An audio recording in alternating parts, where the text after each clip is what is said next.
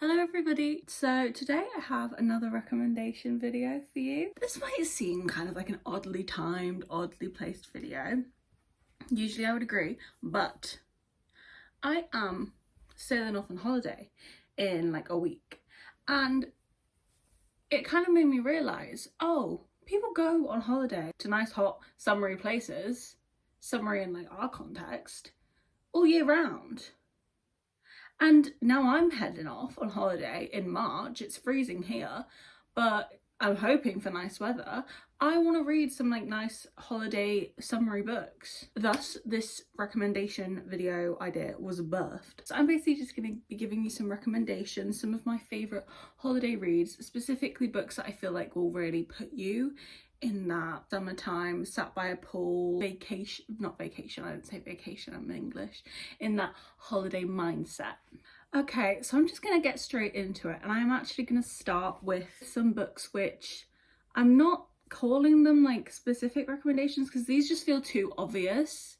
It's like, well, yeah, duh, everybody's already read those on holiday, I don't know what you're talking about. But just in case, I just feel like I need to have a little highlight, little brief highlight. See where this is going. Any Emily Henry book. She's got a new book coming out. Is it April or June? I'm not sure, but it's soon. That'll be good. That's in time for summer. I see what they did there. Honestly, any Emily Henry book, my personal favourite is Beach Read, is perfect for any kind of holiday. Beach holiday, resort holiday, camping maybe not camping holiday. These are perfect. These are fun, romantic, not too long, which I think is like a key aspect. I don't really have to say too much, I feel, about the quality of Emily Henry's books and writing. I think she's pretty much the queen of the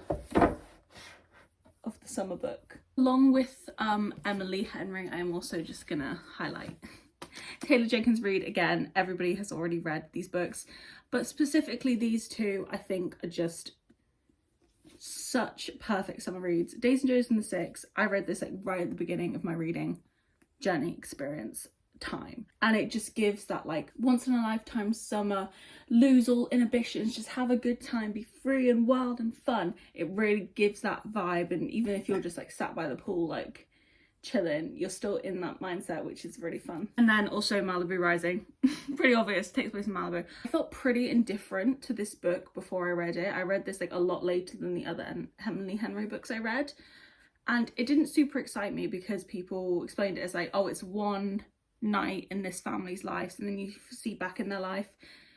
I'm a romance reader. I didn't really hear anything about any romance that was going to be like enticing me. It just didn't really grip me. But I ended up reading this when I was on a cruise last summer. Very fun. And I just had the best time. If you're going to read this book, read it by the water. I would 100% say it's just a perfect holiday book because it jumps so quickly back and forth, but you can easily come out of the story and then get straight back in, and you've not like lost anything. You've not, you know what I'm kind of saying? I feel like some books you kind of need to just read them continuously in order to like stay in and keep like the impact of the book. Like, do you know what? Oh, this is the worst when you're reading like a fantasy. And you end a chapter and you're like, okay, wow, this is amazing. And then you come back into it and you're like, your mood is settled. And then the next chapter is like crazy emotional. And you're like, wow, I wish I'd read that when I was like hype last night. It would have hit so much more. You don't need that with this. I feel like it just keeps, every time you jump back in, you're back into it, back like ready to see what's going to happen, which is perfect for a holiday because obviously you're up and down, changing what you're doing quite a lot. So yeah, this one, really good, really good. Nora goes off script. Interesting recommendation, because I wouldn't usually recommend this book because I didn't absolutely love it. I really enjoyed the first like 150 pages, and then the last like 50 pages I was like, fuck this shit, you've ruined the entire book for me. In saying that, this is like a 200-page book. I feel like that's perfect for a holiday because, again, you're in and out. If you've got a really long book, it's just too much. You're you're gonna probably not even want to read it because you're like, well, I'm not going to finish it before the holiday ends, so what's the point? Give you a little bit of context about this book. It's about a lady called Nora, and she is a screenwriter, I think. Is that what you call it? Screenplay writer? I don't know. And she basically wrote a screenplay about her husband walking out on her and their kids.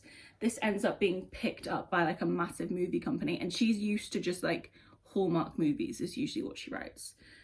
And then, okay, so this is weird. They end up coming to her house to film the movie. Does that happen? No, I don't think it does, but sure, they do. And it's this big world famous Hollywood actor, and they obviously just like fall in love, and then things happen, blah, blah, blah. I absolutely zoomed through this book. I read it, I think, in like 2 sittings, one evening. It's like watching like shitty reality TV, and as much as like it pissed me off, it was good. It kept me engaged, and if that's what you want, I would definitely recommend it. My next recommendation is The True Love Experiment by Christina Lauren. Now, I feel like Christina Lauren's probably most notable book, Love and Other Words, could be in this video, but then again, that is just an obvious one. If you haven't read Love and Other Words, I would definitely recommend reading it on holiday. But if you haven't tried this one, I really liked it. I read this when I was on holiday last year, and I feel like the setting of it is really good for a holiday. Let me tell you about this. So basically, we have this girl, Felicity, or Fizzy. Don't love that name. Off the bat, don't love the name, that's fine. And she's doing really well in her career. I believe she's a novelist, but she just feels kind of like lost, doesn't know what she wants to do, just feels kind of out of sorts, having a little bit of a midlife crisis, I think, type of moment. She ends up being like scouted by this producer to be the like bachelorette on this reality TV like competition dating show, but she ends up like fancying the producer filmmaker guy, and it's like, you know, I feel like this is perfect for a holiday because I feel like these kind of books where it's just like silly plots, and you're like, in what world? The only time that I'm really going to want to really read those and like engage with them is on a holiday, because again, like I said with some of the other books, you want a plot that you can come in and out of, and it's really not too big a deal, because as much as I love finding a book that I just can't put down, I don't know if I'd want to do that on a holiday, because am I going to miss out on like some really fun times with my family or friends because I want to stay in and read my book? Because that is something that I would 100% do if I was reading a really fantastic book. I would be like, no, I'm not coming out for dinner and a show tonight. I'm staying in and reading this book. And then I've missed out on this amazing experience. So I prefer reading books that are kind of just like interesting and engaging and fun in the moment, but like I can put it down and be like, okay, time for real life. You know what I mean? This goes fully against everything that I just said, but I'm recommending the entire Addicted series. Any one of these books. If you haven't started the series, obviously you can start with the first book, but if you're like halfway through the series, I would really recommend taking the next book in the series on holiday with you. I've done this like 2 or 3 times, I think. I just so happen to, every time I've like gone somewhere, have wanted to read. It's been like a while since I read the last book, so I've wanted to read the next one, so I've taken it. And I've found the Addicted series to be such good holiday books, because the way that it's structured is, I always say episodic. I don't know if that's the right use of that term, but it feels like that in the way that it's like you see an episode of the show, and then you cut to 3 months later and you see the next episode, and then you cut to 6 months later and you see the next. You know, it's just picking up on all of the really fun, entertaining, or not entertaining, like kind of sad, heart-wrenching, whatever, dramatic areas of their life. And I think that's perfect, like I said, for when you need to like jump in and out, because you don't need to like hold on to the storyline too much. Like separately, you could go like 2 or 3 days not having read the book, come back in, and it's okay, because there's not really much following. You just, as long as you know like the main thing of like who's together, what the main plot of the whole situation is, you're fine because it's just jumping through. Do you kind of get what I'm saying? I don't know if I'm explaining it very well. I think those books are really, really good for holidays. I really have loved reading them like that. And also it's nice because I feel like I like connect that whole series with like relaxation, fun, like really amazing like songs that I have listened to on holidays. And like it's like when like a perfume holds like a memory if you like used it a lot on a holiday. I feel like those books hold a lot of like memories, which sounds a bit like, okay. Next, the Avalon Bay series. Any one of these, if you've started it, if you've not, these books really fantastic. Also, I feel like you could very, very, very easily just like skip to whichever book you want. In my personal opinion, I think I liked either the first or third the most. I didn't love the second, so you could just pull her out, ignore her. But yeah, I'd really recommend this series. This is by Elle Kennedy, and it's basically just follows different couples in each book, and they're all in this place called Avalon Bay, which is kind of a beach town, I guess. Like a lot of themes in here of like the locals and then like the rich people who come in just for the summer and like, you know, hang out there, whatever, blah blah blah. I think these are really good because they're, again, fun, easy, jump in and out, not too long, and they just give the summer vibes. They give the summer vibes of like the one summer after college that you'll see in like a movie where it's like she did everything she ever wanted in that summer, and it's like, oh my god, wow, so fun. That's such a pretty cover. So like imagine you're like, stop saying like, me and like, it's ridiculous. I sound like a brain dead idiot. Imagine this like on a beach towel on the beach like this. Like, isn't that so cute? Ooh. Next recommendation is 28 Summers by Ellen Hildebrand. I have to say this book because this is the only Ellen Hildebrand book I've read, but I would just recommend her as an author. Now stop, because that sounds kind of, you've only read one Ellen Hildebrand book, Holly Ann. How can you recommend all of her books? Ellen Hildebrand, from my knowledge of her, is just known as like summer romance reader. Not necessarily romance though, a lot of them are kind of just more like literary fiction with a romance overline, but she's known for writing really amazing beach-y romances because I believe she's from Nantucket, so she writes a lot of books surrounding that, and I feel like that's just a nice setting for like a summer read. The reason I'm confident in this is because I actually gave this book to my mum for her birthday. You can see it's been on holiday, like it's all crinkled like when you get water in it. So I gave her this, she read it, and then she proceeded to read 10 back-to-back Ellen Hildebrand books on the Kindle.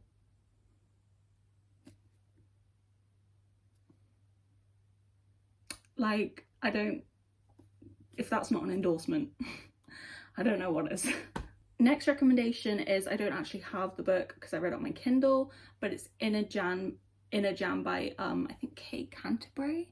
So this book is about a girl who, I believe she's coming back to her home college town. I feel like maybe it's after her engagement fell apart or something, I don't remember.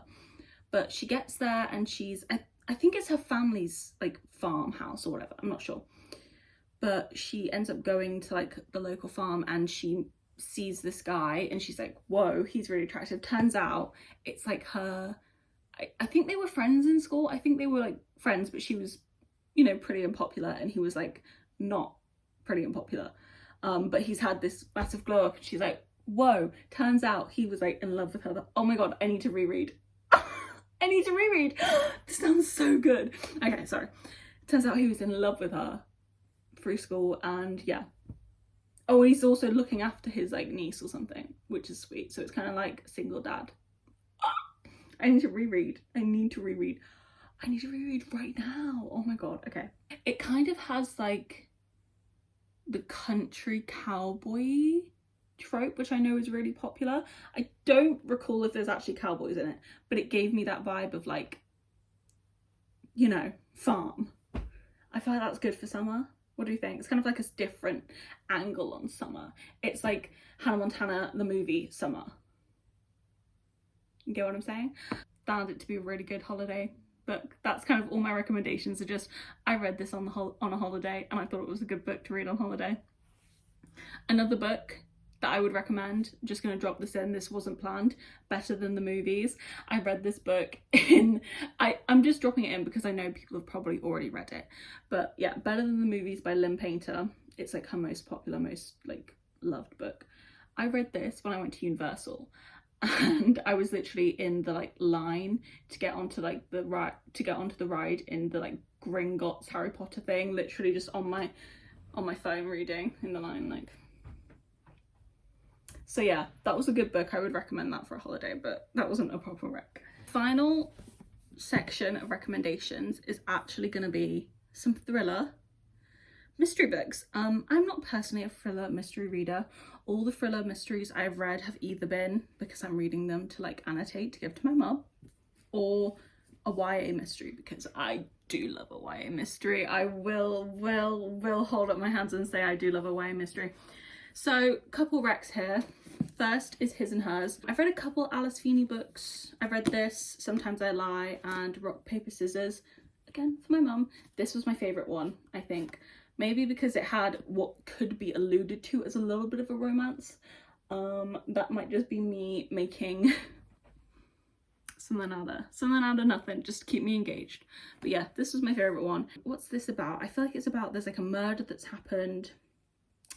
And then you have this newspaper reader lady who's kind of trying to get the scoop on it.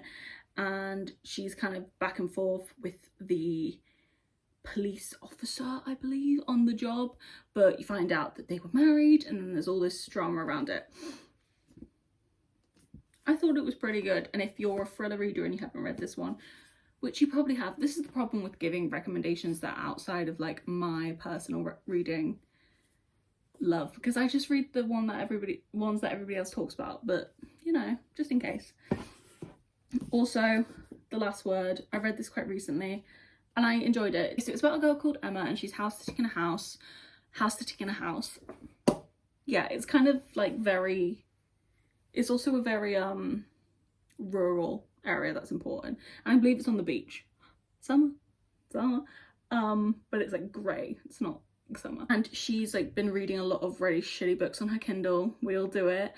And she gives a book a 1-star review and the author kind of like just starts stalking her and she's like, whoa. And that's what it is. It's interesting. And then I have The Box in the Woods, which, should I be saying this? No, it's a bit naughty because this is like the 4th book in the Truly Devious series. It's kind of almost like a spin-off because the first 3 books take place in one location, Ellingham Academy, like the school, and then this takes place at a summer camp. But that's why, because this kind of has summer vibes. I'm just putting this in here because this is probably my favourite YA mystery series, I would say. I've been reading The Naturals and that's probably going to overtake, but I would recommend the series, specifically if you haven't read this one yet. If you've read the trilogy and you decided to skip out on Box in the Woods, I would recommend it. I really liked it. Let me just turn around and just take a little look, make sure there's nothing that I'm forgetting, nothing that I'd want to quickly add. I haven't recommended any of my Ali books because I don't feel that about them. I love them, but I don't feel like them and summer are like this, so I didn't go there.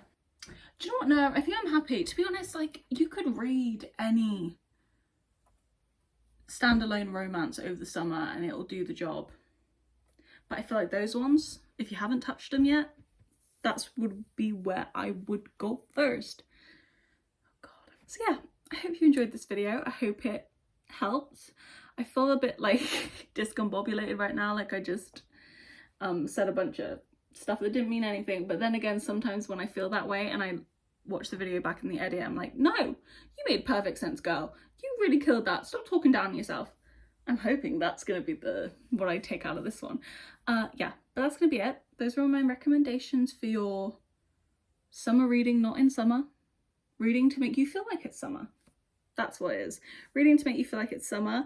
Yeah, I hope you enjoyed. Thank you so much for watching. And please come back next time. Bye.